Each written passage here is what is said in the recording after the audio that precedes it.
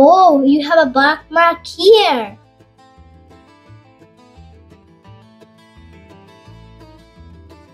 Yes. Happy, you have also birthmark. But easy, this is not a birthmark. This is mole. মৌ মানে কি? মৌ মানে হলো তিল বা আঁচিল, যেটা মানুষের জন্মের পরে হয়। ও আচ্ছা, আর বার্থমার্ক মানে কি? বার্থমার্ক মানে হলো যে দাগ মানুষের জন্ম থেকেই হয়। আমার তো কি জন্ম থেকেই হয়েছে? হ্যাঁ। আর তোমারটা কখন হয়েছে? আমারটা হয়েছে এই কিছুদিন আগে।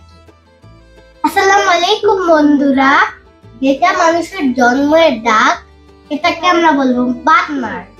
আর যে দাগ মানুষের জন্মের পরে হয়, যেমন আঁচিল বা তিল, এগুলোকে ইংরেজিতে বলে মৌ। তো বন্ধুরা, তিল বা আঁচিল হলো মৌ, আর বার্থমার্ক হলো যেটা জন্ম থেকেই থাকে।